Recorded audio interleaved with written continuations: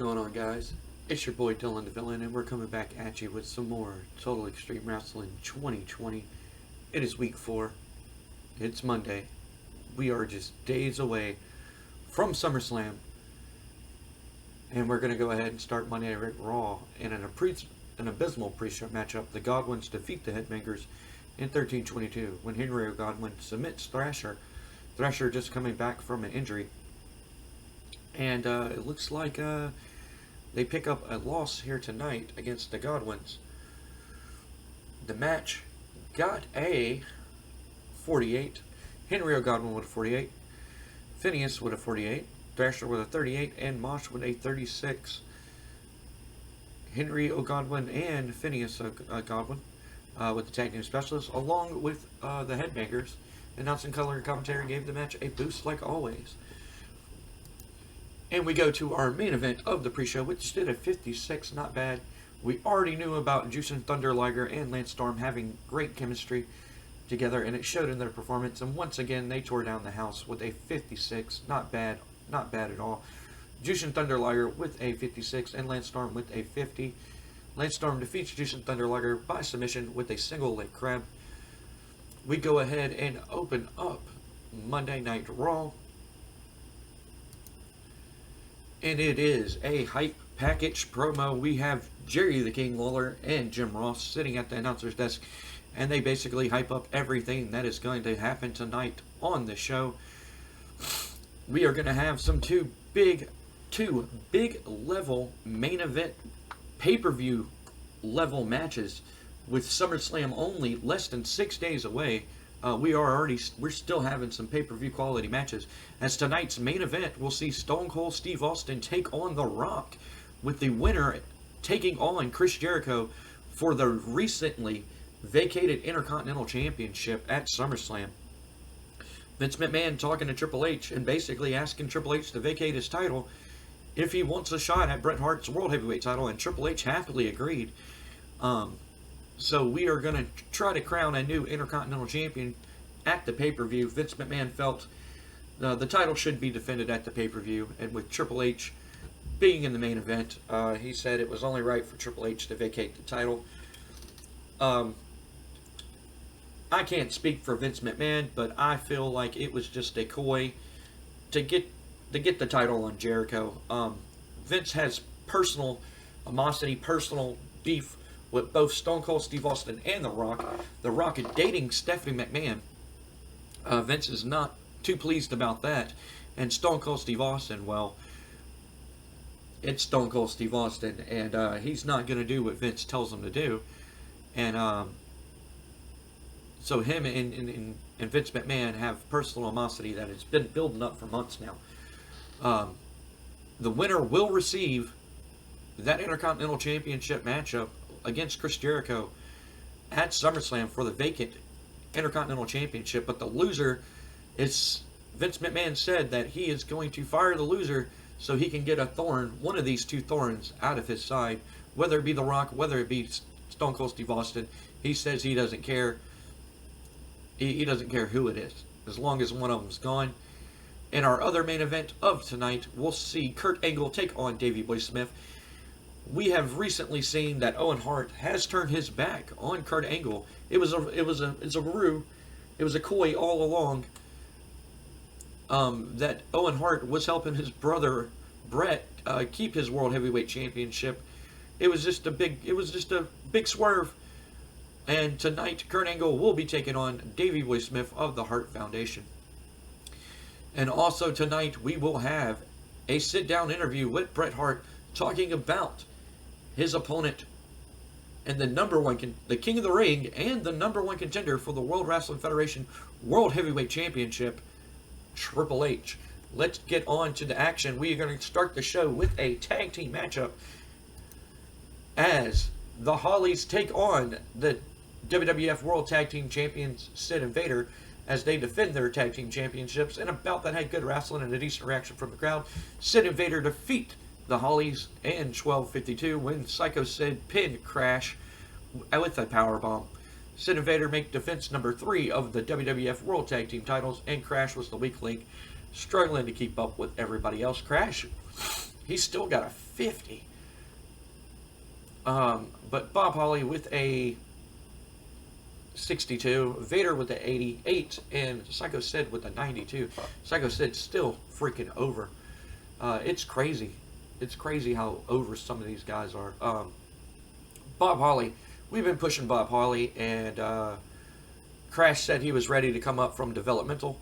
So we went ahead. We were hurting on tag teams also, so we called him up, and they've been doing pretty good in the tag team division, winning a couple matches and earning themselves the title shot, but they could not pull off the win here tonight. As we move on to the next segment, the match got a 71. Not bad. Not bad for an opening matchup. In this segment, we go to commercial and we come back and we see Stone Cold Steve Austin, and he's sitting in his locker room getting ready, and in walks Vince McMahon and Shane McMahon. And Stone Cold kind of looks up. He's kind of like, what the hell are you doing in my locker room? Vince is like, hold on now, before you jump to conclusions. He goes, I'm just here to wish you luck tonight, Steve. He goes, I know that our relationship has never been hasn't been quite well recently, and I know that you have a lot of anger and dislike towards me. Stone Cold just kind of like gives him a yeah, no shit look, and Vince is just like, well, I know that some of that's my fault and some of it's your fault. I mean, you got to take responsibility for your own actions, but I came out here to wish you luck tonight, and as much as I dislike The Rock, I actually would prefer you to win that matchup, Steve. And Steve kind of looked like, what? Vince is like, you heard me correct.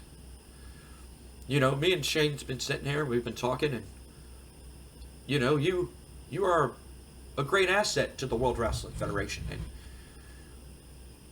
I feel that with a newfound attitude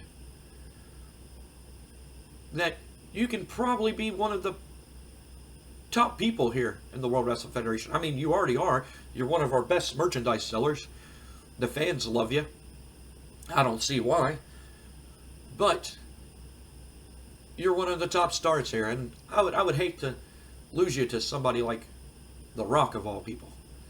So tonight, I wish you luck, and when the opportunity comes, Steve, I want you to do the right thing. I want you to do what's best for business, Steve. And Austin kind of just looks at him, and Vince McMahon walks out of the locker room. As we go on to our next segment, I wonder what that was all about. Vince McMahon basically telling Stone Cold Steve Austin that when the time comes, he wants him to do what's best for business. And we are going to move on to the next segment here, as the returning Eddie Guerrero takes on Ultimo Dragon, and Eddie Guerrero with the 86, Ultimo Dragon with a 76. Match got a 75. I forgot to associate it with a storyline. That is my fault. Eddie Guerrero picks up the win against Ultimo after a frog splash in 12:33. Good little match. Good little match. Not bad. Eddie Guerrero showing that he definitely has the skills to be one of the top draws here in the company with an 86. Not bad at all. I wasn't expecting him to do that great.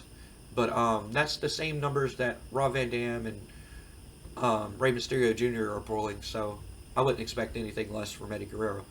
We're going to move on to the next segment, and it is Eddie Guerrero, and he grabs a mic, even though it says it's Jim Cornette talking, but it's Eddie Guerrero, and he grabs a mic, and he goes, you know, it's no secret why I had to go away for a while. It's no big mystery. Everybody knows why I went away for a little bit.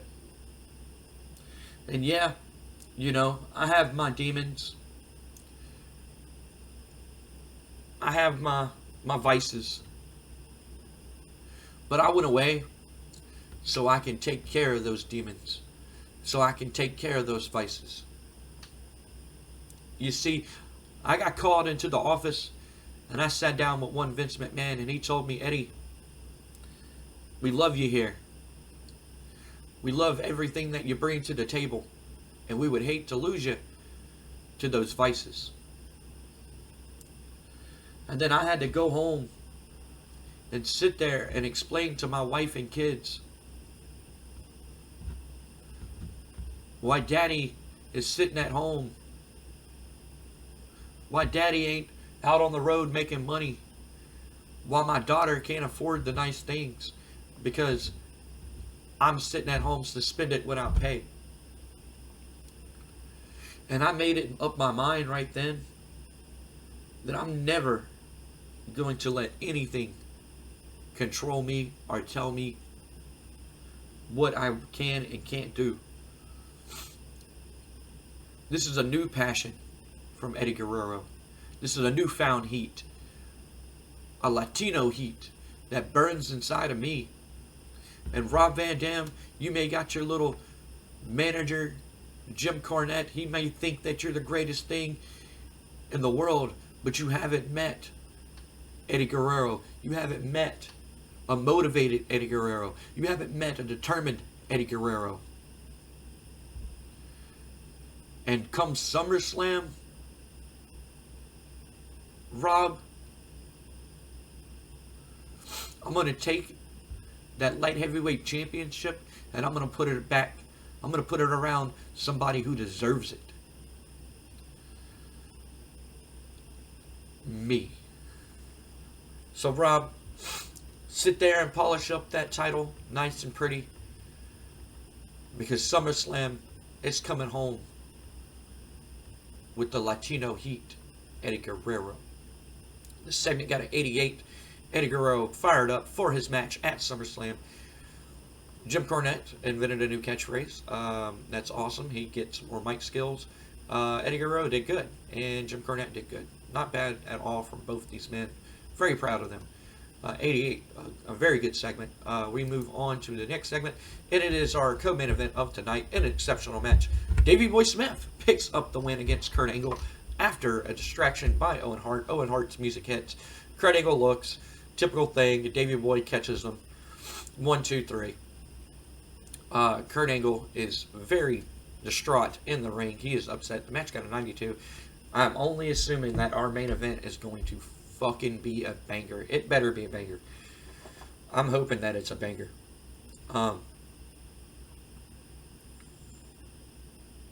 Kurt Angle distraught after the match. Owen Hart came down and distracted him.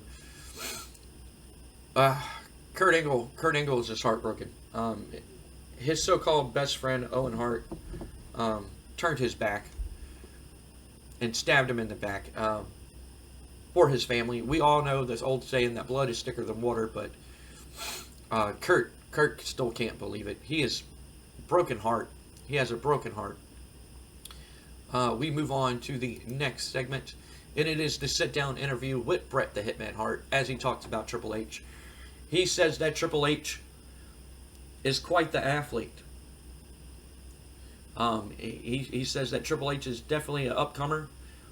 He's definitely somebody to keep an eye on from the future, but Bret Hart is not impressed. Bret Hart is not impressed with Triple H, and he feels that Triple H keeps talking about how he deserves to be in the main event, that he has the match of the night. Bret Hart says he hasn't seen a Triple H match that's 4 out of 10. He's like, for Triple H's best match is probably a 4 out of 10. And that was with Owen. And it breaks his heart that he has to put an Owen match that low. But he's like, Triple H is not impressive, just like Shawn Michaels. That Triple H is not impressive in the ring. That Triple H keeps saying that it's my time and that he's the game and he's that good. Bret Hart says he's the best there is, best there was, and best there ever will be, and nobody can hold a candle to him. And he's proven that by the people that he's beaten. And if you honestly think that some little lower tier jabroni like Triple H is going to defeat him for the World Wrestling Federation World Heavyweight Championship at SummerSlam, then you must be sadly mistaken, because Bret Hart has every tool in his arsenal to defeat Triple H. And Triple H basically gave up his Intercontinental Championship for nothing.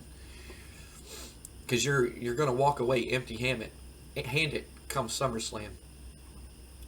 And it's just a damn shame that that's going to happen. Bret Hart says that he's not going to hold anything back come SummerSlam. And Triple H, you can bring your A game, but you're going to have to do better than a 4 out of 10 if you're going to beat Bret the Hitman Hart. It advances these storylines. My Time and the Broken Heart storyline. Triple H came across well. Bret Hart did good. Triple H did good. The segment got a 100. Wouldn't expect anything less from Bret the Hitman Hart. We go on to our next segment, and we see the Terry Funk backstage. Terry Funk being one of our backstage road agents. He recently beat Raven for the Hardcore title with the help of the Big Show. The Flock sees Terry Funk, and Matt Hardy and Jeff Hardy start beating the shit out of him, along with Mick Foley. And all of a sudden, Mick Foley pulls up a referee, and we have a hardcore matchup in an exceptional match. 91, not bad, not bad. 91, Mick Foley defeats Terry Funk in a hardcore match after he beats him with a double arm DDT. Mick Foley wins the WWF Hardcore Championship. As you know, Mick Foley is Raven's right-hand man in the Flock. Not going by Mankind or Cactus Jack anymore. He's using his real name. No more gimmicks. No more gimmicks. The Death to the Hardcore storyline advances. The segment got a 91. Mick Foley with a 95 and Terry with a 80. After the match, Raven walks up. And Raven looks at Mick Foley. And Mick Foley looks down at the Hardcore Championship. And then he looks back at Raven. Then he hands the Hardcore Championship to the referee. And then Mick Foley lays down as Raven puts his foot on Mick Foley's chest. Referee counts to 3. Raven once again the WWF Hardcore Champion. Mick Foley basically won it, laid down for Raven, and gave the belt right back to his leader. Mick Foley, a follower. I'm pretty sure the Big Show is not going to be happy about this. Big Show had the night off tonight, but maybe he'll most likely be at Shotgun Saturday Night. We'll break kayfabe. Big Show ended up hurting his hand at a house show this week, so he wasn't able to. He was able to be in a segment, but he wasn't able to be in a match, and that's what I wanted. I wanted a tag team match, but we end up having to improvise, and I felt like this would be a good little twist and turn in the storyline, that Terry Funk beat Raven with the help of the Big Show, and Mick Foley beat Terry Funk, and then turns around and gives the title right back to Raven. Traditional hardcore, 24/7 hardcore title type thing. But Raven, once again, your hardcore champion. Segment got 100. I wouldn't expect anything less than that. We move on to our next segment, and it is Vince McMahon, and The Rock is walking down the hallway, going to the ring, and Vince McMahon stops him, and he goes, Rocky. Rock looks at him. You know, he has his shades on and everything. He has that look on his face, as in his picture, and he goes, I just want to wish you luck tonight. He goes, I know that me and you got off on the wrong foot, and Stephanie seems to really enjoy you, and she talks very highly of you, and she sees something in you that I don't. And Rocky, I didn't give you a fair opportunity, and welcome you with open arms and into the McMahon family. You gotta understand that I'm a dad, and I'm just looking out for what's best for my daughter. And even though I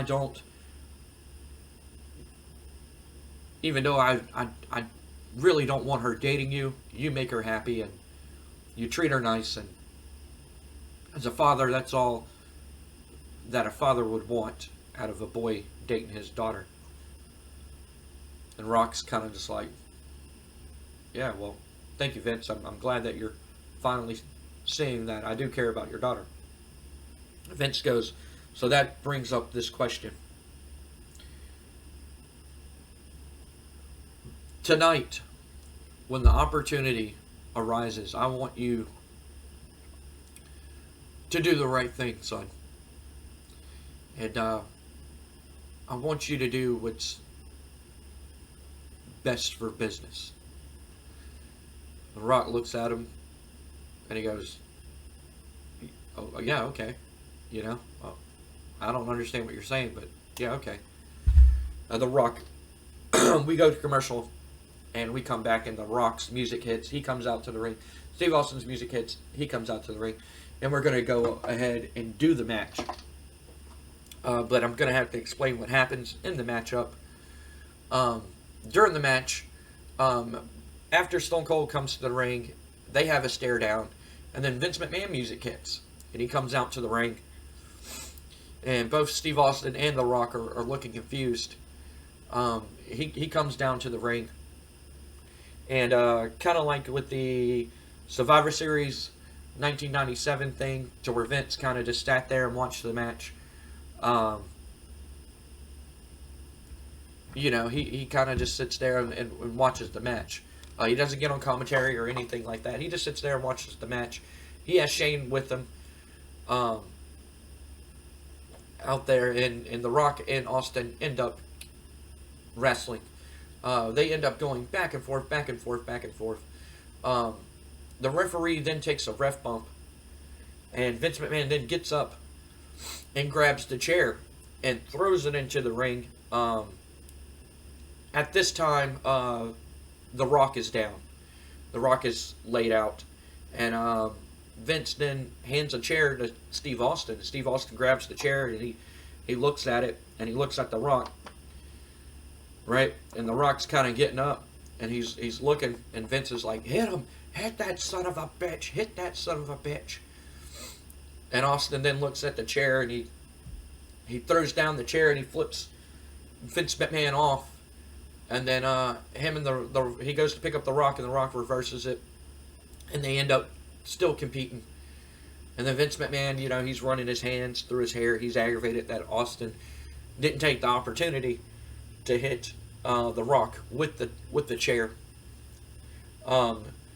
We keep going on in the match, and the ref takes another ref bump. We end up having to have another referee come out. But this time, it's reverse. Steve Austin's down, and The Rock is up. And The Rock goes to pin him, but there's no referee, and The Rock ends up shaking the referee, and Vince grabs the chair again and slides it to The Rock. And he's just like, hit him with the chair, hit him with the chair. I'll count the three. Hit him with the chair, hit him with the chair. And The Rock has the chair in his hand. Rock being a heel already, he's Rock kind of being a tweener, you know, like fans are starting to like The Rock, and Rock's still doing heel shit, but The Rock has the chair in his hand, and he's looking at it. And the crowd, you know, the crowd is, fuck you, Vince, and, you know, Vince is like, hit him, hit that son of a bitch, hit him, do the right thing, kid, do the right thing, hit him, take your place, and Rock then throws down the chair, as Austin's getting up on his, you know, getting up, and he can see what's going on, and Rock then looks at Austin, and he goes to hit Austin with the chair, but he ends up stomping himself, and he throws it back at Vince, and he flips him off just like Steve Austin, and we end up having the match. Austin ends up getting up, and he kicks The Rock right in the gut, and he goes for the stunner, but The Rock reverses it, catches him with the rock bottom. The referee then slides to the ring. 1, 2, 3 in an sensational bout. Oh my God. That, whoa, whoa, whoa, whoa, whoa, whoa, whoa, whoa. Ah, I must have changed it. So Austin then hit The Rock with the stunner, um, with the Stone Cold Stunner, pinning The Rock 1, 2, 3 in the middle of the ring. The match got a 95. Oh my God. We're gonna have to. I don't think there's anything holding it back from it getting 100. Yeah, I don't know.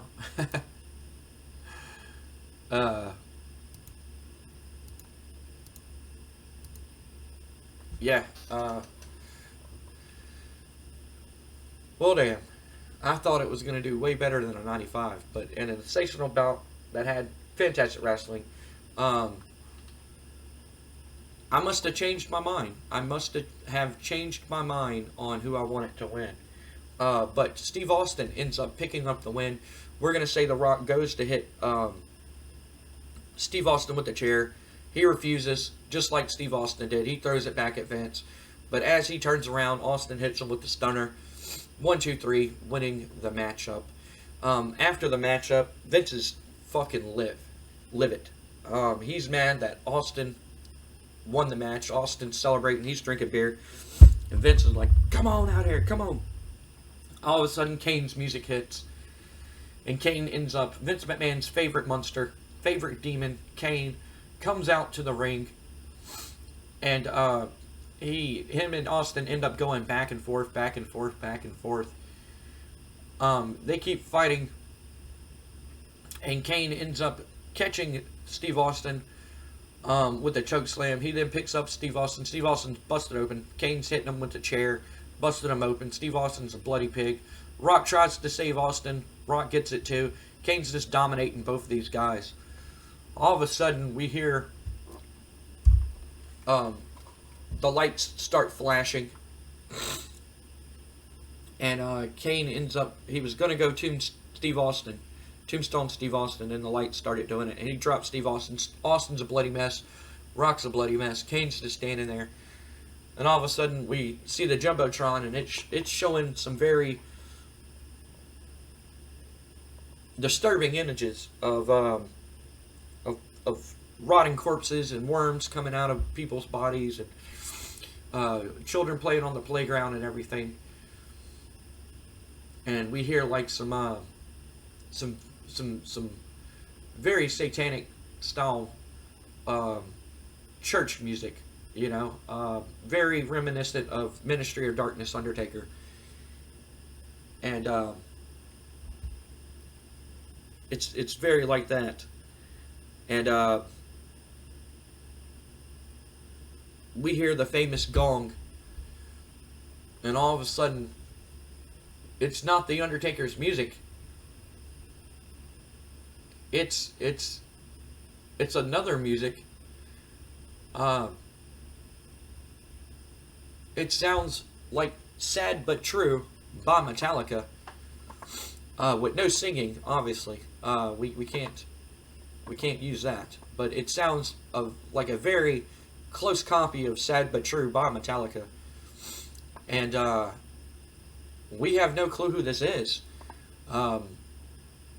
Right before the theme song hit, it says he's here, and we have no clue what's happening. And all of a sudden, this man, in biker gear and a bandana, coming out in a motorbike, and it is the Undertaker. And the Undertaker then comes down to the ring on his bike, and he drives around the ring, and Kane's still standing there for some odd reason. And Undertaker then gets in the ring. It is the return of the Undertaker. We haven't seen the Undertaker in quite some time. The last time we seen the Undertaker was his match against Kane in the Inferno match, and we thought something happened, but we found out that Sting was trying to take over the World Wrestling Federation, but his plan has failed. Sting said he will be back, that he will return. But he basically destroyed the urn over the Undertaker. And Sting pretty much destroyed the urn and said he has no use for the Undertaker because the Undertaker can't be trusted. He's still loyal to Vince. And the Undertaker can't be trusted. He needs to find people that he can trust that wants to see it into the World Wrestling Federation. But the Undertaker is back. It seems like he is done with this Ministry of Darkness stuff. And he's just being himself, I guess. And he comes out to the ring on a motorcycle, motorbike, a chopper. And he gets face to face with Kane. They stare down and then they start squaring it up. The Undertaker ends up getting the best of Kane. And pretty much Kane rolled out of the ring and was just like, fuck this. And he goes away. And Vince McMahon looks mad. As Stephanie, I don't know why Stephanie's in the segment. She's not supposed to be in the segment. But we'll say that Stephanie came down to take care of The Rock as medical personnel take care of The Rock and Stone Cold Steve Austin from the damage that Kane has done to them. We are going to go ahead and finish the show. The show got a 96, increased our popularity in 33 regions. Would increase our popularity in Canada, but we need a better TV deal in Canada. We're going to go ahead and finish the show. I really thought that main event was going to be a banker. 95 is not bad, though. But I've honestly thought it was going to be like an 88 or a, 99 or something like that. Jim Cornette has a new catchphrase. Monday Night Raw did good. New World Order loses a member. WCW, let's look at here. Scott Hall. Ric Flair and Scott Hall. Diamond Dallas Page. Okay. Cool. Terrible show.